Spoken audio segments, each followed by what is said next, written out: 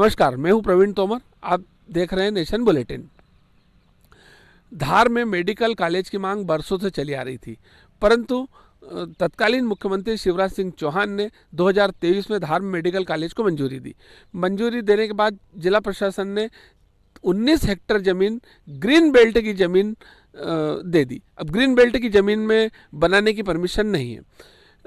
आप ठीक मेरे पीछे देख रहे हैं कि ये ज़मीन है और इस पे बाउंड्री वाल बन चुकी है। तो 3 करोड़ रुपए खर्च करके इसके बाउंड्री वाल बनाने में खर्च हो चुके हैं, लेकिन इसका निर्माण कार्य अभी तक चालू नहीं हो पाया, क्योंकि 250 करोड़ रुपए का ये प्रोजेक्ट है, इसको मंजूर होना। इस मामले में नेता प्रतिपक्ष उमंग सिंगार ने भी कहा कि आदिवासी छात्रों के साथ अन्याय कर रहा है प्रशासन, और सरकार भी नहीं चाहती कि धार में किसी प्रकार का कोई मेडिकल कॉलेज बने। इस मामले में धार की विधायक नीना वर्मा का प्रयास जारी है। उन्होंने कहा कि मैं इस मामले को विधानसभा में उठाऊंगी और मुख्यमंत्री से व्यक्तिगत रूप से बात करूंगी और धार में किसी भी तरीके से मेडिकल कॉलेज बनेगा। 2023 में उन्होंने धार में मेडिकल कॉलेज की स्वीकृति तत्कालीन मुख्यमंत्री से करवाई थी। धार, झाबुआ, अलीराजपुर ये आदिवासी बेल्ट है, और आदिवासी बेल्ट होने से यहाँ पर मेडिकल कॉलेज की बहुत ज़रूरी प्राथमिकता है। यहाँ के बच्चे बाहर पढ़ने जाते हैं। कई बच्चे आर्थिक रूप से इतने सक्षम नहीं होते हैं कि वो अपने परिवार के लोग उनको मेडिकल के लिए बाहर भेज सके। इसलिए धार में कॉलेज बनने से धार, झाबुआ, अलीराजपुर को इसका लाभ जरूर मिलेगा, परंतु प्रशासनिक लापरवाही, इसे प्रशासनिक लापरवाही कहा जाएगा कि प्रशासनिक लापरवाही ऐसी रही कि आखिर ये जमीन ग्रीन बेल्ट की जमीन क्यों दी गई। अगर शासन के पास क्या, जिला प्रशासन के पास क्या दूसरी जमीन नहीं थी? इस मामले में हमने कलेक्टर से बात की। कलेक्टर ने क्या कहा, आप सुनिए। मेडिकल कॉलेज वाले विषय में देखिए, जब ज़मीन आवंटन किसी भी चीज़ का किया जाता है तो कंडीशनल किया जाता है। इस विषय में भी जो ज़मीन आवंटन किया गया था वो लैंड यूज़ को देखते हुए ही किया गया था, और तत्समय में जब ज़मीन आवंटन किया गया था उसी समय से अनुमति लेने की जो प्रक्रिया है वह स्वास्थ्य विभाग के द्वारा प्रारंभ कर दी गई थी।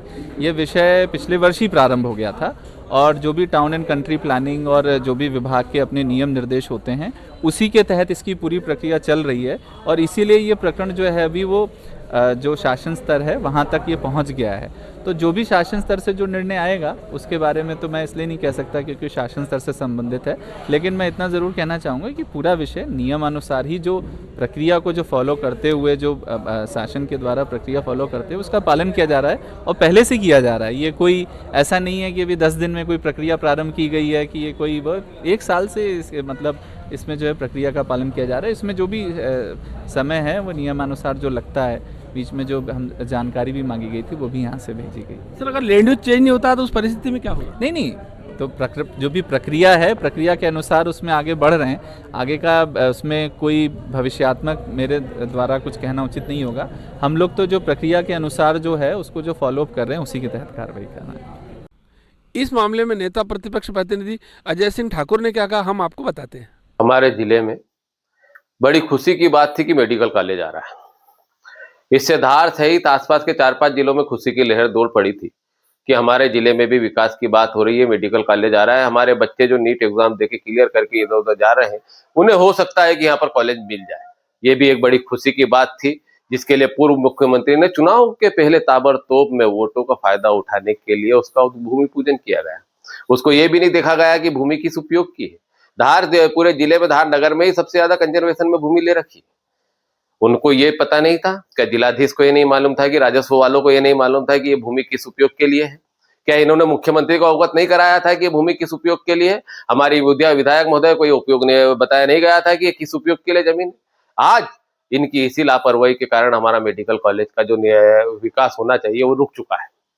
एक बड़ा प्रोजेक्ट रुक चुका है, और जिसकी जानकारियां आज तक मुझे लगता है शायद मुख्यमंत्री को नहीं दी गई। उसके लिए विधायक को भी विधानसभा में प्रश्न लगाना पड़ रहा है, विधानसभा में बात करनी पड़ रही है, और उसके बावजूद भी वर्तमान मुख्यमंत्री द्वारा जबलपुर से उसकी घोषणाएं की जाती है, पीपीपी मोड पे देने की बात की जाती है, और आश्वासन दिया जाता है कि जल्द से जल्द इसे पूर्ण कर लिया जाएगा, जिसका कार्य उनकी घोषणा के बाद भी 4 माह से आज तक पूर्ण नहीं हुआ है। ये सीधी प्रशासन की लापरवाही के कारण, अधिकारियों की लापरवाही के कारण धार शहर में एक बड़ा प्रोजेक्ट रुक रहा है। इसके विकास को जो रुका जा रहा है, जो इनकी लापरवाही है, इन पे कार्रवाई होना चाहिए। मेरा नेता प्रतिपक्ष जी से, मेरा प्रदेश के मुख्यमंत्री महोदय से जिले के सभी विधायक महोदयों से, धार विधायक महोदय से, सांसद, पूर्व केंद्रीय मंत्री महोदय से, बड़े बड़े इन सब जनप्रतिनिधियों से अनुरोध है कि इस मुद्दे को, इस गंभीर विषय को, इस बात को सिर्फ औपचारिक रूप से सिर्फ इतना ना ले कि आपने पेपरों में घोषणाएं कर दी, पेपरों में बात कर दी है और इसे यहाँ पर रोक दिया गया है, आपके इससे से कुछ भी नहीं होगा। इस मुद्दे को, जो कि अधिकारियों के द्वारा, अधिकारियों की लापरवाही के कारण जो प्रोजेक्ट अटक रहा है, जो भाजपा के तानाशाह रवैये को दिखा रहा है, जो इनने सीधा सीधा चुनाव के मुद्दे को बनाने के लिए किया गया है, उसको गंभीर रूप से ध्यान धरते हुए, गंभीरता रूप से लेते हुए, इसे जन आंदोलन के रूप में लेते हुए, इस कार्य पे अधिक से अधिक दबाव बनाते हुए जल्द से जल्द इस मेडिकल कॉलेज का कार्य पूर्ण कराया जाए। मैं हमारे मीडिया जगत को भी धन्यवाद देना चाहता हूं कि वो हमारे शहर का इतना जागृत है, जिले का इतना जागृत है कि उसे धार शहर की चिंता है, हमारे जिले के विकास के प्रोजेक्टों की चिंता है और उस चिंता के साथ इसको आए दिन प्रकाशित कर रहे हैं।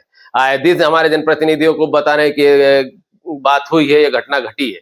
आपसे हमारा निवेदन है कि इस कंजर्वेशन भूमि को इसमें जल्द से जल्द यहाँ से हटाया जाए और इसका उपयोग मेडिकल कॉलेज का निर्माण जल्द से जल्द कराया जाए और इसमें जिन भी अधिकारियों ने गलती करी है, जिन भी गलती अधिकारियों की भूल के कारण ये हुआ है, उन पे भी सख्त सख्त कार्रवाई की जाए। अजय, डॉक्टर मनोहर सिंह ठाकुर, नेता प्रतिपक्ष प्रतिनिधि, धार जिला कांग्रेस प्रवक्ता, धार। देखते रहिए नेशन बुलेटिन।